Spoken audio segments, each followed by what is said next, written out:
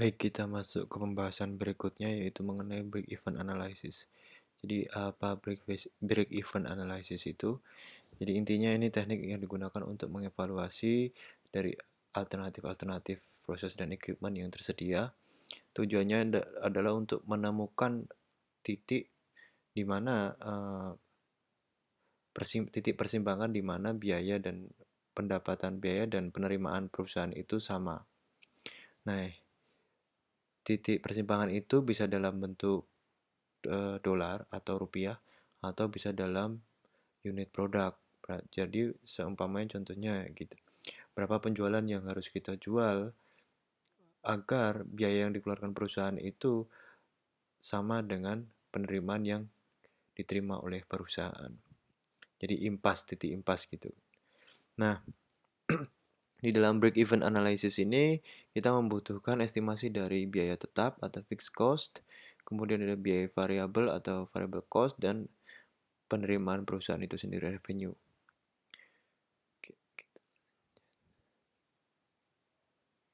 Nah, fixed cost itu merupakan biaya tetap, yaitu biaya yang tetap ada meskipun tidak ada produksi.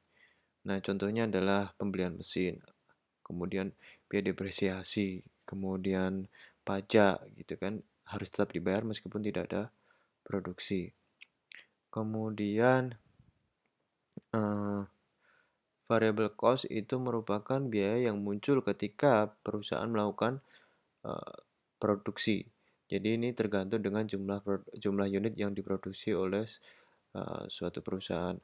Nah, ini bisa jadi contohnya adalah tenaga kerja, kemudian materialnya itu sendiri, terus beberapa porsi dari utilitas yang memang itu muncul bervariasi dengan jumlah produk yang diproduksi, contohnya listrik gitu kan. Nah, kemudian kontribusi ini merupakan perbedaan antara uh, harga produk di pasar atau harga produk yang dijual dengan variable cost-nya gitu.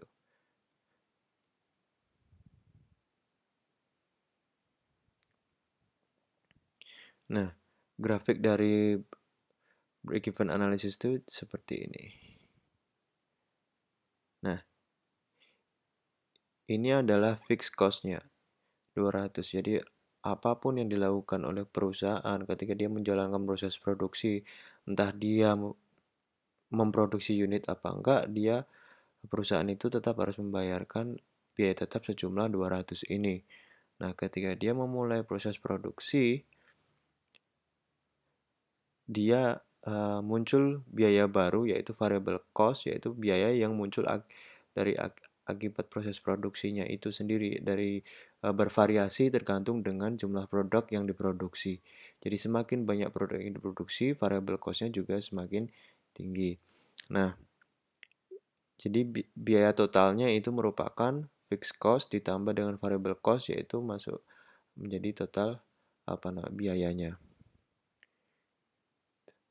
Nah, penerimaannya ini ibaratnya begini. Ketika perusahaan menjual 100 unit, dia mendapatkan ini. Ketika menjual 200 unit, dia mendapatkan ini berapa dolar. Ketika dia menjual 300 unit, dia mendapatkan sekian dolar. Kemudian ketika menjual 400 unit, dia mendapatkan sekian dolar. Nah, titik persimpangan antara grafik biaya ini, garis biaya ini dan garis revenue ini yang disebut sebagai break even point, yaitu di mana total cost-nya itu sama dengan total revenue-nya. Nah, kalau perusahaan masih menjual produk pada kisaran unit di sini, oleh karena itu dia masih terjadi kerugian ini. Tapi kalau dia sudah menjual lebih dari jumlah unit pada titik impas, maka dia akan mulai mendapatkan profitnya. Gitu.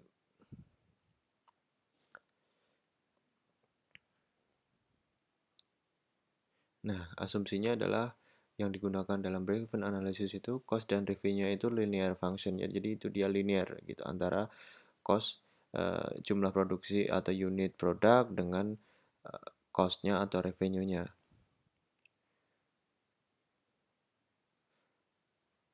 Oke.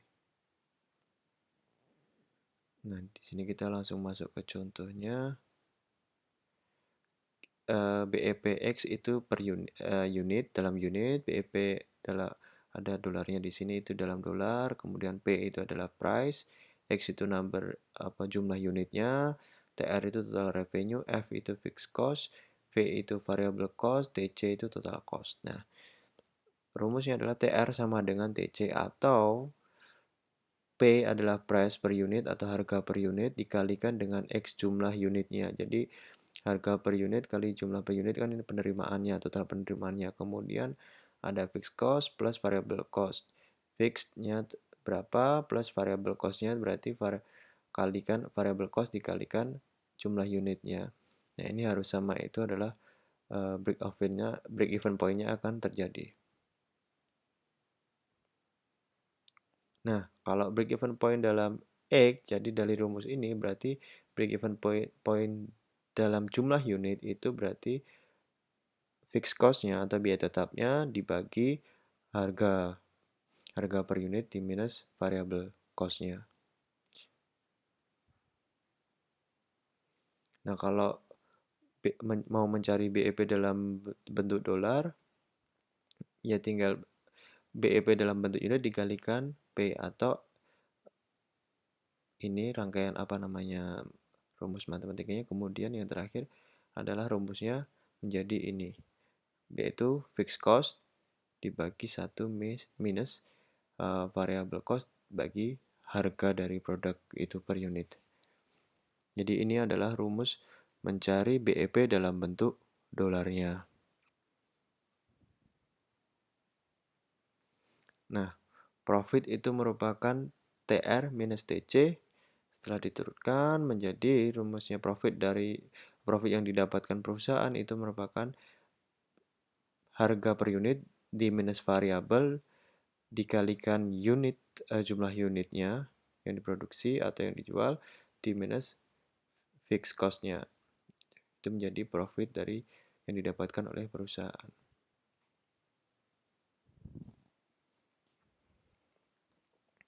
Nah, kita masuk ke dalam contoh.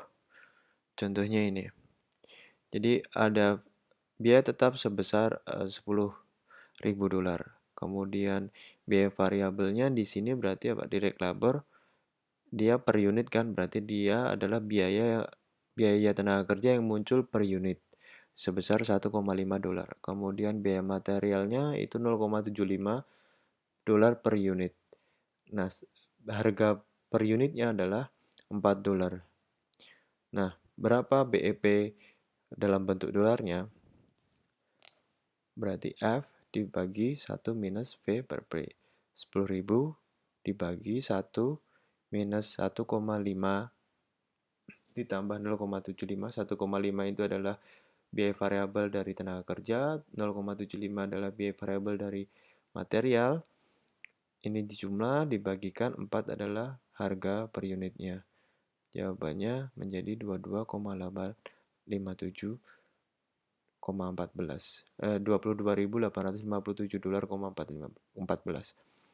Kemudian dalam unitnya F bagi P min V 10.000 dibagi 4 itu adalah price atau harga per unit, kemudian di minus variable cost-nya 1,5 plus $0,75. Jadi jawabannya adalah 5.714 unit. Jadi perusahaan akan mencapai titik impas atau break even point pada penjualan sejumlah 5.714. Atau kalau jika dikonversikan dalam bentuk dolar itu penjualannya atau penerimaannya sebanyak $22.857,14.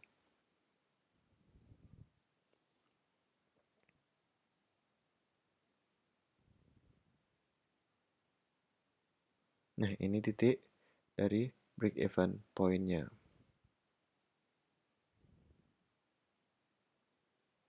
Nah, tadi kan contoh yang tadi itu dalam satu jenis produk yang sama. Nah, bagaimana jika ada kasus di mana suatu perusahaan itu menjual beberapa produk Gitu, bagaimana kita dapat menghitung atau mengestimasi titik break even point-nya.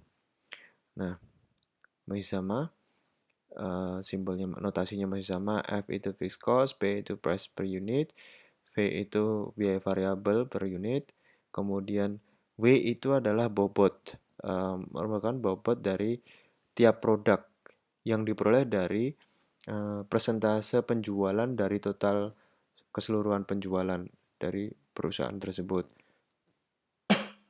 I ini adalah simbol notasi untuk produknya.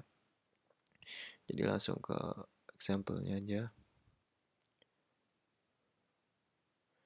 Nah, contoh ini ada restoran cepat saji menjual sandwich, kemudian ada minuman, kemudian ada potato atau kentang.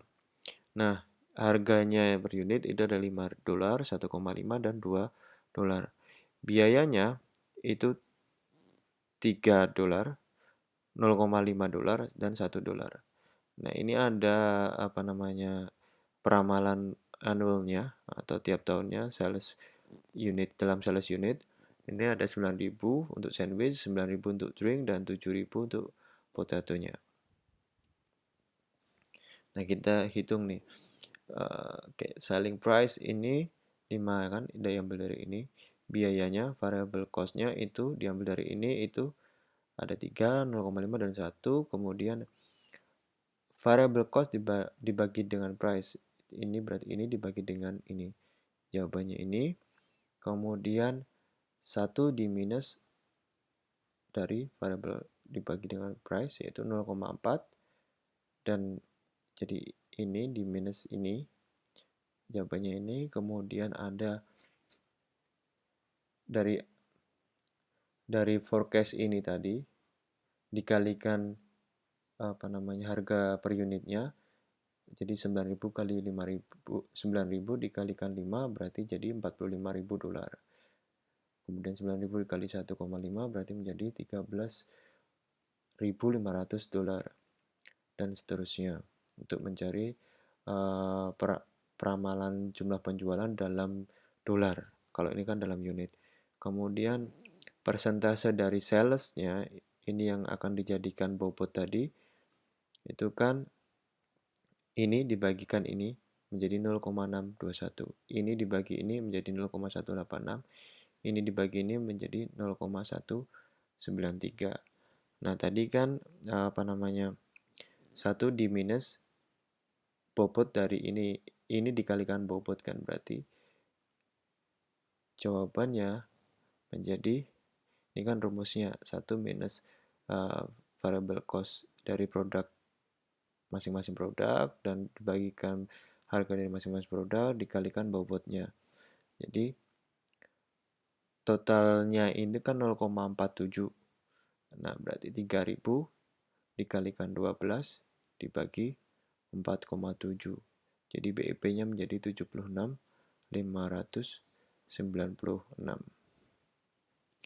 Begitu. Coba kita lihat lagi. 3.000 itu diperoleh dari fixed cost-nya ini per month. Oleh karena itu kita perlu mengkalikan 12-nya. Kemudian dibagi 0,47, jawabannya ini. Jadi perusahaan harus menjual sebanyak melakukan penjualan sebesar $76.596 untuk mencapai titik impas. Berarti penjualan tiap harinya tinggal saja dibagi dengan jumlah hari kerjanya, 312 hari di sini dalam kasus ini. Jadi tiap hari restoran cepat saji itu harus menjual unit produknya itu dalam jumlah total itu sebesar $245,5.